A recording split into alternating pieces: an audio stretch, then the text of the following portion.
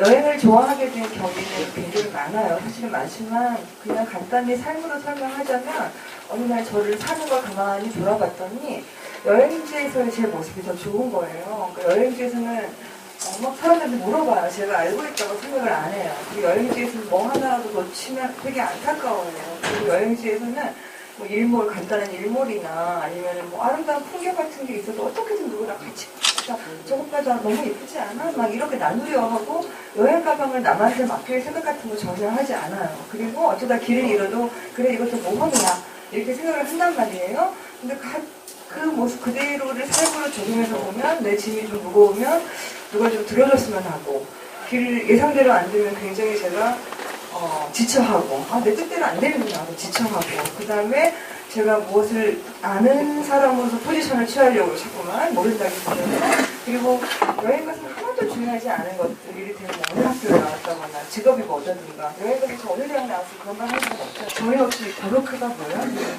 고딕이 뭐야? 그리고 갑자기 저기 모네이 그림이래 막 그러잖아요. 여기 한국에서는 내가 모네이 그림을 그리면 알고 저게 천탑인지 고딕인지 무슨 상관이 있겠어요? 근데 여행지에 가면 왜 세상 우리는 그런 호기심이 생기고 왜 알려고 질문을 할까? 사실 이 질문을 품고 일상을 살아가는 것과 아니고는 엄청난 차이가 있다는 말이죠. 그래서 여행 자체도 중요하지만 여행자의 자세로 여행지에서 내가 좋다고 생각하는 더 좋은 나의 모습을 살아보려고 했다는 거 이게 저한테 여행이 주는 가장 큰 변화, 일상의 변화는 변화고요. 아까 말한 대로 직업이 PD이다 보니까 뭐 터키를 석 달 있을 수 없잖아요. 처음부터까지 다 있을 수 없고 끼케 열흘, 끼케 2주인데 가서 잠도 안 자고 싶어요. 너무 시간이 없으니까. 그래서 어떻게 하면 짧은 시간에 효과적으로 여행을 할 수 있을까. 여기서 말하는 효과라는 건 깊숙이 느끼고 싶다는 뜻이에요, 전시는. 그래서 그 다음부터 책 읽는 습관이 많이 바뀌었어요. 이를테면 터키를 가고 싶은데 못 가면 터키의 작가가 쓴 책을 읽기 시작했어요. 우리나라 사람이 쓴 터키 정보성 말고요. 네이버 검색 말고요. 파리에 가고 싶은데 파리를 갈 수 없으면 파리 사람이 쓴 파리 책을 읽기 시작했어요. 그냥 흔한 소설로 발자국도 있고 고전들이 많잖아요. 그대로 돌아가고 싶지는 않다. 이런 생각이 저한테는 제가 그때 저를 좋아하지 않았던 거죠. 저에 대한 불만족과 나는 좀 부족하다. 돌이켜보면 내가 판단이 옳지 않았다. 내 선택이 좀 이상했다. 내 생각이 짧았다 하는 부분들이 있을 때마다 좀 미친듯이 괴로웠어요. 좀. 그게 쉽지 않았어요. 살 때. 그래서 매일매일 어떻게라도 좀 더 나아지는 모습을 좀 보고 싶었던 것 같기는 해요. 그래서 사실 저는 그냥 여행을 이렇게 특별하게 여행 가시는 분도 있고 아까 말하는 그 봉사 이야기 하시면서 그런데 봉사도 좋지만 돌아와서 어떻게 살지? 이 이야기 하셨잖아요. 저도 마찬가지예요. 가서 굉장히 신기한 거 보고 정말 아름다운 거 보는데 이렇게 본 나는 어떻게 다르지? 이러한 것들을 본 나는 도대체 어떻게 달라질 수 있을지? 이게 굉장히 큰 여행 가면 놓치지 않는 질문이었던 것 같아요. 근데 아까 보홀 이야기 하셨잖아요. 보홀 가신 적 있으세요? 여기 착한 여행에서?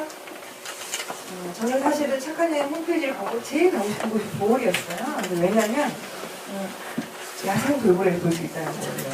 보홀에 가면. 근데 저는 그렇게 생명력 넘치는 걸 보고 싶었어요. 동물원에 있는 것도 알고 그리고 우리도 지금 이렇게 모여있지만 여기 현실 세계를 보면 그렇게 착착 살아있는 사람이 그렇게 많지는 않아요. 사실은요. 그냥 오늘 아침에 깼으니까 저희도 돌아가서 자는 것 같고 그 다음에 이 일상이 너무 지겨우니까 오늘 또 고된 하루였어. 그런 다음에 여행이나 가야지 이렇게 생각하게 되기도 하고 이렇단 말이죠. 근데 저는 파닥파닥 살아있는 게 너무 보고 싶었어요. 그래서 예약 보홀 예약. 근데 착한 여행 보홀은 팁을 드리자면 호텔이 굉장히 좋습니다. 유기농 벌꿀농장이라고 되는데요. 사장님한테 아부해가지고 바닷가 스위트룸을 제가 잤어요. 그 스페인 야간비행 책이 놀랍게도 그 이야기 시작해요. 왜 놀랍냐면 스페인 야간비행의 통념은 뭐냐면 스페인 여행에서는 뭐 말들이 이 바르셀로나 섬 그라나다 이렇게 되잖아요. 되게 여행사라는 게. 근데 그걸 다 깨버렸어요. 다 소용없다. 내가 추구하는 거는 살아있다는 느낌? 이었단 말이죠. 그래서 보홀에서 스페인 여행을 쓰기 시작했어요. 돌고래를 보러 갔다고 제가 많이 했잖아요. 한국에서 인천공항을 통해서 세부 고속으로 보홀로 들어가도 돌고래를 볼 확률이 100% 절대 아니에요. 한 몇 %인지 모르겠지만 돌고래님의 마음 내가 언제 나타날까 말까 그 마음이랑 그날의 기후 상태 그날의 바다 상태에 따라 달라지는 거예요. 근데 저도 그래서 돌에 도착한 그 다음날 배를 타고 바다로 나가는데 정말 재밌었어요. 왜냐면 제가 탄 배 이름이 앞으로 보을 가서 돌고래 보실 분은 꼭 이 배를 타세요.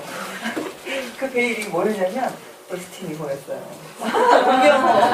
운명. 근데 이 배는 꼭 타셔야 돼요. 왜냐면 선장이 마리오인데요. 마리오세요 여쭤보셔야 돼요. 근데 정말 미남이에요. 그 필리핀 남자인데 제가 눈이 살아있다고요. 그 사람도 눈이 살아있어요. 게다가 햇볕에 그 뱃사람 피부에 잘 그을린 가슴 가진 선장님이 있는데 정말 이 배에 타고 저한테 엄청난 행운이었다는 게 잠시 후에 밝혀진 게 가도 이제 어두운 새벽에 이제 호텔을 출발을 하는데 돌고래가 안 나타나는데 갑자기 그 마리오는 과묵해요. 별로 마리오 잘생기고 과묵하고 풍미는 않는데 그 사람이 갑자기 약간 그 인디언 추장 같기도 하고 약간 사제 같기도 한데 저를 가리키면서 제가 이제 약간 마리오를 원망하려고 그랬거든요. 고래가 없으니까. 근데 딱 한마디를 하셔요. 선라이즈 딱 그러셔요. 그러니까 해가 뜬다 이 말이에요. 그러니까 이제 그분이 선라이즈 하니까 전 또 하늘을 반짝 이렇게. 근데 그 경험 바다 한가운데서 해가 뜨는 거를 1초로 물론 마리오가 지켜보니까 그랬지만 1초도 눈을 안 떼고 지켜본 경험 꼭 해보시길 바래요. 해는 어떻게 뜨는가. 우리가 아침에 해 뜨면 당연하잖아요. 그렇죠. 그리고 해는 어떻게 뜰까 그 움직임을 지켜봐야겠다. 해본 적 잘 없는데 가시적으로 보여요. 거기 바다 한가운데서 해가 도대체 어떻게 어두운 걸 밝게 만들어 나타나는가 이게 보인단 말이죠. 근데 저희가 가장 좋아하는 은유가 뭐 어두워진데 해가 뜬다, 뭐 해 뜨기 전에 가장 어둡다, 뭐 이렇게 햇살이 비치듯 너희들 태양이다, 뭐 이런 희망의 이미지가 늘 태양의 이미지잖아요. 근데 우리가 필요로 하는 그 희망조차도 굉장히 힘들게 오더라. 당연시 하던 것도 굉장히 힘들게 오더라. 그걸 볼 수가 있어요. 그 다음에 이제 드디어 바다 한가운데 갔는데 돌고래는 여전히 없죠. 그래서 제가 안 되겠다. 제 뒤에서 이렇게 엔진을 돌리고 있었는데 제가 마리오를 돌아봤어요. 근데 저도 여러분도 꼭 저처럼 해보셔야 돼요. 잠깐 돌아오시면 뭘 볼 수 있냐면요. 시선이에요, 시선. 그러니까 저희가 왜 그냥 하는 말, 몽골에 사는 시력이 7.0 뭐 그런 말 하잖아요. 그래서 먼 곳을 뭐 봐서라고 하는데, 그래서 저희도 가끔 노안 방지하려고 먼 곳을 보잖아, 이렇게 피곤할 때.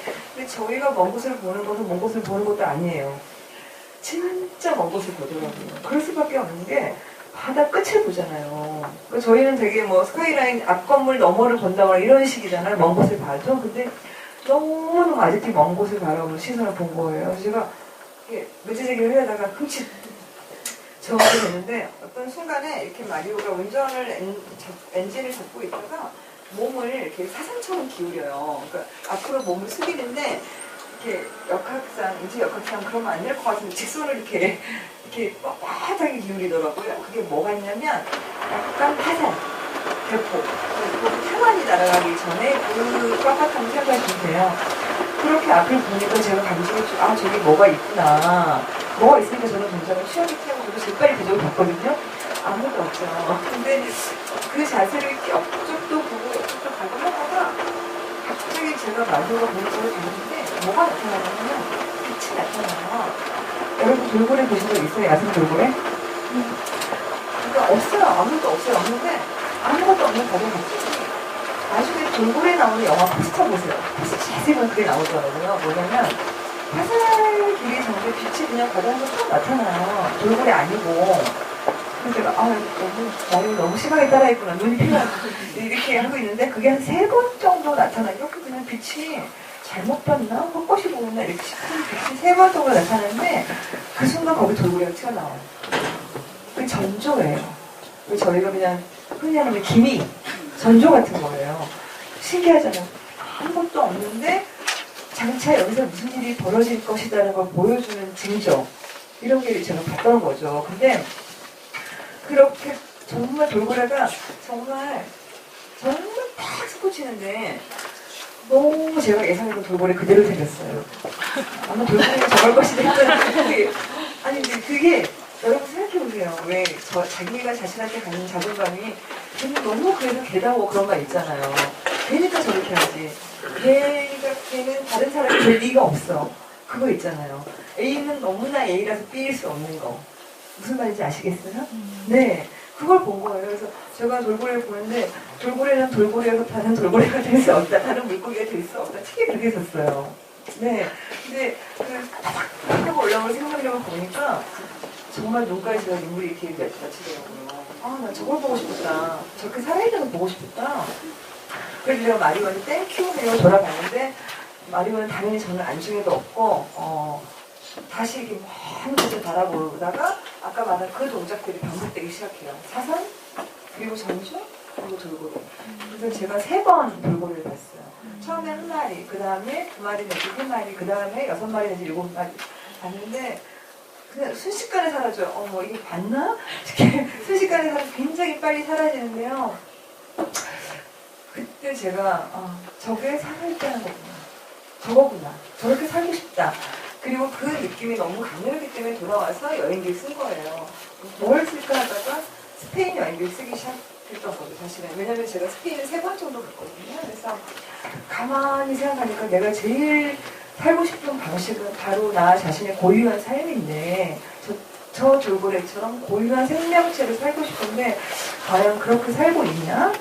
이 질문을 저한테 던져보면서 썼던 것 같아요. 그래서 아까 제가 고유한 생명체를 살고 싶다 라고 말을 했잖아요. 근데 그게 그렇게 어렵지 않은 게 저희도 여행 다 가고 싶고 관심 있고 좋아하시는 분들이 왔을 거라고 생각해요.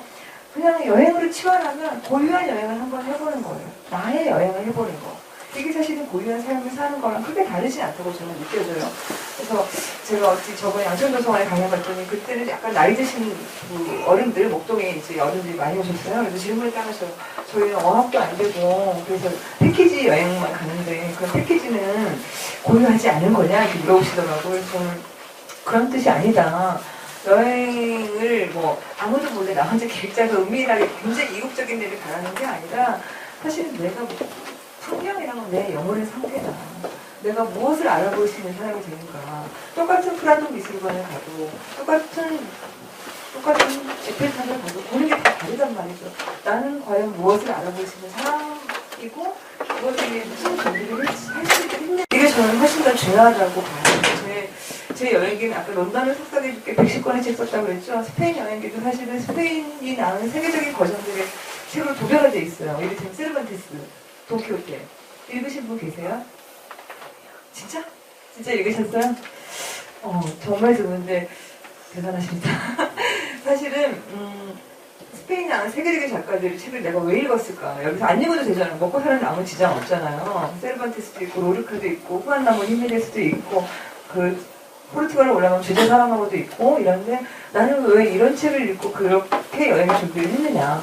사실은 그 모든 책들은 삶을 닮은 한 권의 책도 빼놓지 않고 저희가 한 번밖에 못 산다는 것만한 슬픔이 있을까요? 돌이킬 수 없다는 것만큼 큰 슬픔이 있을까요? 그런데 책은요 2번 살게 만들어줘요. 어떤 책을 읽으면 그게 무슨 말인지 모르잖아요, 저희가요. 뭐 말하는 거, 이 작가는. 근데 한 번만 다시 해보면 조금 더 알게 돼요. 그리고 한 번만 다시 해보면 조금 더 알게 돼요. 반드시 그런 일이 생겨요. 근데 그거를 오란 파묵이라는 노벨 터키의 작가가 굉장히 멋지게 표현했어요. 뭐라고 표현했냐면 우리가 인생에 대해서 갖는 가장 큰 슬픔은 우리가 한 번 산다는 거다. 그런데 책은 몇 번이고 들어가서 읽을 수 있다. 몇 번이고 자기가 원하는 만큼 들어가서 읽을 수 있는데 그때 전에는 몰랐는데 새로 알게 된 내 인생의 무기다. 이렇게 말을 했거든요. 근데 그 말은 정말 여행하고 연결짓는 너무너무 맞아요. 이 책을 안 읽었으면 저는 그 나라를 그렇게 즐길 수 없었어요. 이 책을 읽었기 때문에 그 나라가 달리 보이는 거예요. 이 책을 읽었기 때문에 루브르가 달리 보이고 이 책을 읽었기 때문에 로마가 달리 보이는 거예요. 그래서 저한테 책이 너무너무 중요했던 것 같고 이를테면 돈키호테를 예를 들면 그래요. 제가 그라나다 마드리드에서 그라나다 갈 때 라만차를 지나가. 라만차 생각나죠? 돈키호테 홀차가 있는 곳일 것으로 추정이 되죠. 근데 마드리드에서 빠져나가서 그라나다를 향해 갈 때 너무나 안개가 지쳤어요. 한치도 앞이 안 보이는데 그 안개가 이렇게 바람에 호연히 사라지고 쭉 나타나는 게 바로 돈키호테와 산초의 모습이에요. 돈키호테와 산초 2명이죠. 뭘 타고 있죠? 걸어다니나요? 돈키호테와 산초? 말하고 전화기 타죠. 돈키호테 로신한테 타고 있죠. 말, 산초 당나귀 타고 있어요. 그리고 돈키호테 손에 뭐 들고 있죠? 창을 들고 있죠. 그 창은 어떤 창이냐면은 이상향을 향해 지켜주는 무용한 창이에요. 한 번도 바꾸지 못한 창이에요. 근데 돈키호테는 그 창만 안 들어서 너무나 멀쩡했을 텐데 그 창을 들어서 일치왕이 바보로 노리는 거예요. 무용한 창, 이상향을 향해 지켜주는. 근데 낯익지 않아요? 내가 현실 세계에서 살만한 대로 살면 큰 욕 안 먹어요.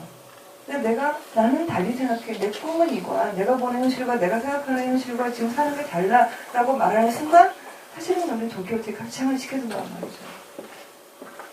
그래서 저는 제가 그 책을 읽지 않았다면 아마 돈키호테를 보고 저거는 조각품이 서 있네 하고 왔을 거예요. 세르반테스의 돈키호테를 읽었기 때문에 저 무용하게 지켜준 창 나는 들고 있는가? 내릴 것인가? 나의 방패는 뭔가? 이런 질문을 던지겠습니다. 체게바라 여러분 아실 거예요. 체게바라가 어머니한테 쓴 마지막 편지가 뭔지 아세요? 어머니, 저는 오늘 제 발 뒤꿈치에 로신한테 옆구리를 느낍니다. 저는 제 방패를 들고 나가겠습니다. 이러거든요. 이 픽션, 돈키호테라는 픽션을 믿은 거죠. 세르반테스는. 나의 발에 로신한테 옆구리가 느껴진다. 저희도 느낄 수 있어요. 나의 방패, 나의 무용하게 지켜준 창을 들고 나는 창을 내릴 수도 있어요, 사실, 재빨리. 근데 난 안 내리겠다 할 수도 있어요. 그래서 사실 세르반테스와 돈키호테를 읽고 스페인에 여행한다는 것은 현실에 사는 나, 그리고 이상향을 품고 있는 나의 지점을 고민한다는 뜻과 다르지 않단 말이에요. 그래서 아까 제가 고유한 여행이 고유한 삶이라고 말했잖아요. 다시 말하면 고유한 질문을 품고 사는가, 나는. 그것이라고 저는 느껴져요. 그래서 아까 할머니 이야기 하다가 잠깐 제가 잘렸는데 두 팀을 나눠서 싸웠다고 그랬잖아요. 근데 제가 제주도를 한번 간 적이 있어요. 이게 마지막 말이 대화를 드렸나 봐요. 막 서서 저를 막 부러지게 바라보는데 제가 좀 더 했으면 좋겠죠. 네. 근데 막 저한테 응시하시네요. 근데 저가 앉을까요? 할머니 제주도에 갔는데 어떤 할머니를 만났어요. 근데 그 할머니 별명은 강장군이에요. 성격이 포악하다는 뜻이겠죠. 네, 강장군인데 대쪽 같은 성격이에요. 근데 이 할머니는 어떤 사람이었냐면 초등학교 때 왕따였어요. 왜냐면 일본에서 왔어요. 그래서 그때는 쪽발이라고 놀렸어요. 학교 가면 애들이 쪽발이년 저리가 쪽발이년 그러니까 학교가 가기 싫어가지고 엄마가 해결했어요. 그래서 바다에 들어가가지고 친구는 없지만 물풀이랑 놀고 전복이랑 놀고 소라랑 놀고 그랬다는 거예요. 그래서 이제 초등학교는 대충 때려치우고 좀 잘해서 시집가서 충북 음성이라는 곳에 시집갔어요. 근데 음성은 그때 당시 우리나라에 금광이 있었어요. 일제시대에 금광이 있던 곳이 있더라고요. 진짜로 금이 나왔더라고요. 그래서 그 할머니는 금을 캔 거예요. 일확천금 부자가 된 거예요. 그래서 그 허리 벨리 댄서들인 그거 있죠. 이거 짜란짜란짜란 그거를 차고 제주도에 금이 환영을 한 거예요. 돈 너무 많이 벌어가지고. 그래서 그 땅을 살려고 친구한테 맡겼는데 그 친구가 사기친 거예요. 다 날린 거예요. 그 많던 돈을. 그래서 부부가 너무 슬퍼서 이제 제주도 바다에 투신자살을 기도했어요. 뛰어들었는데 지나가던 경찰이 구해줬어요. 구해준 다음에 어떻게 했냐면 막 때렸대요. 서로 구해주는 거 때리니까 왜 때리냐고. 그랬더니 통행금지 시간에 자살했다고. 통행금지 시간에 돌아다녔다고. 맞은 거예요. 싫어. 그래가지고, 이 할머니가 결심을 해서 나는 절대 남한테 사기를 치지 말자. 내가 사기 당하면 너무 서러우니까. 근데 이것도 엄청난 사건이에요. 왜냐면 우리가 사기를 당하면, 나쁜 일을 당하면 세상을 되게 증오하면서 나도 그대로 돌려주기를 하기도 쉽잖아요. 근데 그 할머니 정반대 길을 간 거죠. 그래서 강자분이 된 거예요. 그렇게 늙어가다가 70살이 넘었어요. 74, 5살 됐을 때 이렇게 인생을 돌아보신 거예요. 그래서 내 인생에 가장 슬픈 일이 뭔가 스스로 질문을 던졌더니 가만히 보니까 내가 한글을 모른다. 이게 참 내가 남한테 말하기도 뭐하고 쪽팔렸다. 이 생각이 든 거예요. 그래서 노인대학에 갔는데 거기서 그만 평생의 원칙을 어기게 된 사건이 생겨요. 뭐냐면 아까 제 평생의 소신이 사기치지 말자라고 했잖아요. 근데 노인대학에 사기를 친 거예요. 무슨 사기 쳤을까요? 제가 훔쳤어요. 나이를 섞인 거예요. 그랬더니 다른 할머니 60된 거예요. 자기만 너무 나이가 많아서 75살, 70살 이렇게 섞인 거예요. 그래서 하지만 이내 고백했다 그러더라고요. 근데 그 할머니가 노인대학 다니면 생긴 별명이 있어요. 이것 때문에 제가 취재를 했는데 그 별명이 뭐냐면 너무 별명이 예뻐요. 할머니 별명. 잘 듣는 사람. 무슨 인디안 별명 같죠? 그죠? 그래서 내가 아니 어떻게 그런 별명이 있을 수 있느냐 근데 정말 자기는 사람들이 말하면 그렇게 듣고 싶다는 거예요. 이렇게 싶구만. 누가 시끄러워서 못 듣게 하면 돌아가서 듣고 듣는다는 거예요. 그래서 도대체 왜 그러냐. 근데 이 할머니 말이 제가 들은 어떤 말보다도 훌륭해요. 뭐냐면 그때가 78살 제가 만났을 때가 그런데 나는 궁금해. 근데 말이 이렇게 시작하시는 거예요. 나는 궁금해. 나는 이 세상이 왜 어떻게 이 세상이 되는지 궁금하고 이 말, 이 세상이 어떻게 이 모습이 되는지 궁금하고 이 말이 왜 그렇게 중요해요? 저희가 아무도 그걸 모른다는 데 있어요. 모든 책이 유일한 주제예요. 이 세상이 우리가 사는 이 세상이 어떤 세상인가. 어떠한 책을 읽어도 이 주제를 벗어나지 않아요. 근데 78살 먹은 초등학교 다니는 할머니가 나는 궁금해. 그 다음 말 들어보세요. 그 다음 말, 자, 내가 이제 살면 얼마나 살겠냐. 내가 지금 듣는 말들은 딱 한 번밖에 못 듣는다. 딱 한 번밖에 못 듣는다고 생각하면 귀가 저절로 기울여진다. 그리고 그 다음 말 들어보세요. 내가 이 말을 듣고 죽어서 천국 가면 그 천국이 어떻게 달라질지 궁금하다. 이 말이 핵심인데요. 아까 중간에 한 말, 한 번밖에 못 듣는다. 이건 사실 여행자도 다 통하는 말이에요. 여행 가서 두 번 듣는 말이 어디 있어요. 여행가에서 안녕 우리 다음에 어디 한국에서 만나서 지켜지는 약속 별로 없어요. 사실은 한 번이에요. 파리 10번 가도 한 번 간 거예요. 사실은요. 그런데 우리가 어떤 말을 들으면 그 말을 들었기 때문에 천국의 모습이 달라진다는 거. 이게 핵심인 거예요. 우리가 어떤 말을 들으면 우리가 상상하는 지옥의 모습도 달라져요. 우리가 어떤 사람을 보면 그 사람에 따라 우리가 생각하는 상상의 모습이 천국의 모습이 하나 더 추가되는 거예요. 그죠? 그 할머니가 그걸 알고 있다는 게 저는 너무너무 놀랐고 아까 제가 로마에서 마주쳤던 한국인 나는 한 번뿐이니까 포페이어야 돼. 한 번뿐이니까 로마에 가야 돼. 너무나 이해가 되는 거죠. 누구나 한 번이니까 사실은. 그래서 여행 오늘 굉장히 더 많은 엄청나게 많은 여행 이야기 해드릴 수 있지만 그리고 너무나 생생하게 기억하고 있는 여행들 많지만 결국은 한 번이라는 거. 그리고 오늘 또 한 번이라는 거. 근데 그 할머니 만난 다음에 제가 그 할머니 따라쟁이가 돼가지고요. 강연 가면 얼마나 열심히 하는지 몰라요. 왜냐면 우리 지금 오늘 여기서 만나지만 한 번 만날 수 있어요. 사실은요. 두 번 만나고 세 번 만난 분도 있지만 저는 그거를 일상에 지키려고 너무나 노력했어요. 여행지에서 배운 누군가의 말이잖아요. 아, 저 말이 좋으니까 저 말을 실천하고 살아야겠다. 아까 캄보디아 여행지에서 너무나 많은 감동을 만났다라고 말씀하셨는데 그러면 생각해보세요. 왜 그 말이 감동했지? 왜 그 사람의 그 행동에 감동했지? 그리고 들어와서 물론 자원봉사하고 뭐 이렇게 행동을 이어가는 것도 좋지만 그게 나의 삶의 방식을 바꾸는 문제, 삶의 태도를 바꾸는, 생활을 바꾸는, 습관을 바꾸는 문제도 될 수 있다는 거. 이 이야기를 오늘 제가 해드리고 싶고요. 눈치를 너무 줘서 이제 여러분 늦게 가면 안 되니까 다음에 또 어디서 봬요. 네. 감사합니다.